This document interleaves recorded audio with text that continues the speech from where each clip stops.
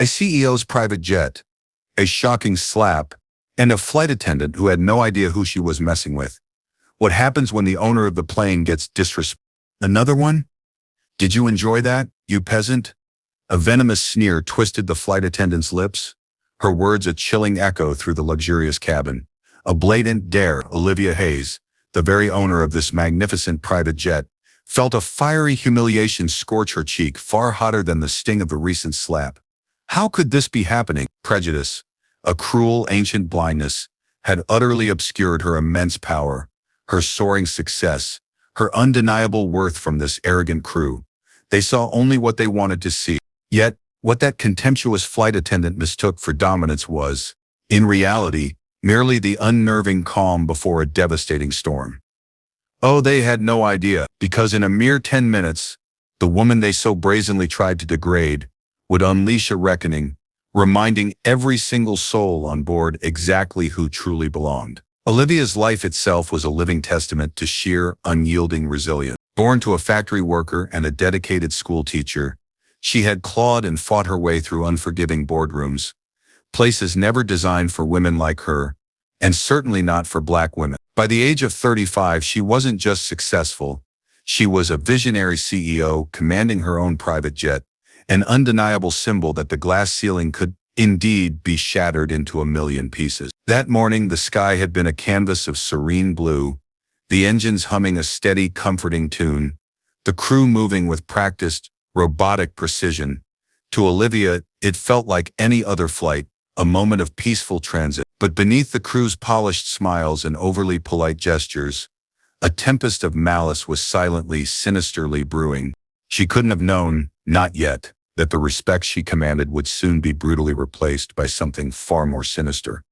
The initial sign was so subtle, so easily dismissed. A flight attendant's gaze lingered on Olivia a beat too long, sweeping over her with a look that wasn't curiosity, but raw, cutting judgment. She'd encountered it countless times before, the swift, baseless assumptions, the silent, calculating question of whether she truly deserved to be there. But Olivia, ever poised, simply brushed it aside. After all, this was her jet. What on earth could possibly go wrong? Then the whispers began. Low, hushed remarks exchanged between the attendants as they glided through the aisle, their voices soft but sharp enough to wound. One offered her a glass of water with a smile that felt like a mask, hiding a sneering disdain beneath its polished facade. Another's tone, when speaking to Olivia, was laced with an irritating condescension, treating her like an unwelcome intruder, not the undisputed owner of the aircraft. Each moment, small on its own, accumulated, carrying the crushing weight of a prejudice that refused to remain hidden. Olivia tried to focus on her laptop, but the very air in the cabin was thickening, shifting with an unsettling coldness. The glances grew bolder, the tight smiles hardened into grimaces, the energy around her turning frigid. And then, the moment that utterly shattered the fragile veil of professionalism, a flight attendant leaned in too close, her voice dripping with insolence, uttering a careless, biting remark about Olivia knowing her place. Olivia froze, the venomous words hanging in the air like acrid smoke. She had heard such phrases her entire life, always cleverly disguised as harmless jokes or innocent slips of the tongue. But here, on her own jet, it felt like a direct, undeniable challenge, a test of whether she would passively accept the disrespect or bravely confront it head-on. She chose composure. Years of commanding leadership had ingrained in her the profound power of restraint. But that restraint was not reciprocated. As Olivia rose, intending to simply stretch her legs, the attendant deliberately stepped into her path, dismissing her with a contemptuous wave of the hand, as if Olivia were nothing more than an inconvenient obstacle. And then, in a moment so profoundly shocking it stole the very breath from the cabin, the woman struck her. A slap, quick, sharp, and brutally loud, echoed through the confined space like a sudden gunshot. A suffocating silence descended. The steady hum of the engines suddenly became a deafening roar. Olivia stood motionless, her cheek burning, her heart hammering against her ribs, not just from the physical sting, but from the crushing weight of everything that horrific act symbolized. It wasn't merely one woman's individual act of disrespect. No, it was centuries of ingrained bias and insidious discrimination, condensed into a single, reckless, violent gesture. The other attendants shifted awkwardly, some averting their eyes, others watching with a macabre curiosity. But Olivia didn't scream. She didn't weep. She didn't retreat.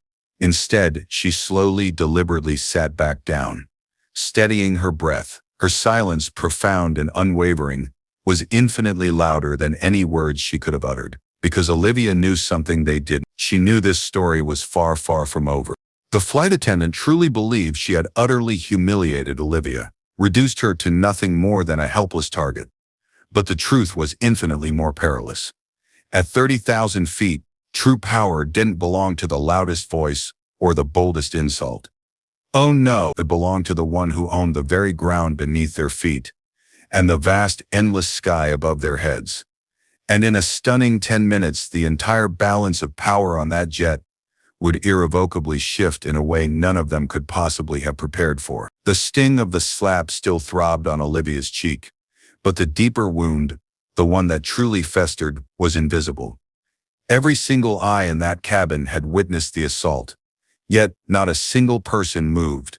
No apology, no gasp of outrage, just a chilling, complicit silence. The very crew she had entrusted to uphold her brand now stood as silent accomplices in stripping away her dignity. The attendant who had struck her stood tall, chest heaving, a cruel smirk threatening to break through her lips, as if she had triumphantly proven some twisted point. To her, Olivia wasn't a CEO, not an owner, not a leader, just another black woman to belittle, to control, to violently put back in her place. For a fleeting heartbeat, Olivia's breath hitched. The painful memories flooded back, boardrooms where her brilliant ideas were stolen, interviews where her name and qualifications were suspiciously doubted, countless moments when her mere presence was treated as an inherent threat. This, she realized, was no different. It wasn't just a slap, it was a brazen declaration that no matter how high she ascended, prejudice would relentlessly try to drag her down. But then something profound shifted within her. Olivia's powerful silence finally broke, not with a scream of anguish, but with an unwavering, commanding authority. She rose, her imposing presence filling the narrow cabin, her eyes steady, unflinching, and radiating an unshakable resolve. In that electrifying moment, she was no longer merely a passenger. She was the formidable woman who had meticulously built an empire, who had paid for the very walls enclosing them, and who signed the checks that fed their families. The attendants' smirks instantly faltered. They exchanged frantic, nervous glances, realizing, with dawning horror, the immense gravity of what had just transpired. This was no ordinary passenger they could simply dismiss or silence. This was the one person on that entire jet who held the absolute power to determine their futures. The engines roared beneath their feet, the cabin itself seeming to tremble, as if the plane itself could feel the monumental weight of the moment.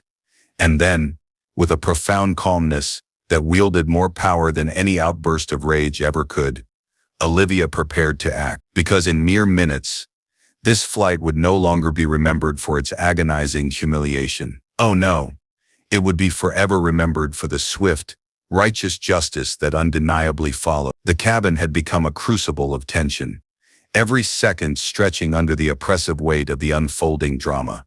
And then, Olivia made her decisive move. With measured, chilling calm, she delivered a truth they had conveniently forgotten. This was her plane, her company, her rules. In less than 10 minutes, the very attendants who had so arrogantly mocked and humiliated her were no longer employees. They were simply passengers on their very last flight. Their unbridled arrogance had cost them absolutely everything. Yet, for Olivia, the victory was bittersweet, tinged with a deep weariness. She hadn't sought this brutal confrontation. She hadn't boarded her jet seeking revenge or a display of power. All she had ever desired was the fundamental respect every human being inherently deserved. Instead, she was forced, once again, to brutally prove her worth in a world far too eager to strip it away. As the plane soared gracefully through the boundless sky, Olivia sat in a profound silence, her cheeks still aching, but her spirit utterly unbroken. She understood, with a painful clarity, that her story wasn't merely her own. It was a vital part of a much larger, unspoken truth. A truth about how effortlessly dignity can be denied, how swiftly bias can surface, and how even at the dizzying heights of success, systemic racism still relentlessly tries to drag people down. What had transpired on that flight was far more than a simple insult. It was a stark, undeniable reminder.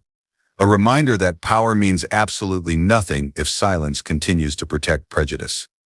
A reminder that no achievement, no matter how monumental, makes you immune to the sting of injustice. And a powerful reminder that standing up, even in the harrowing face of humiliation, is precisely how profound change truly begins. Because Olivia's story isn't just her story.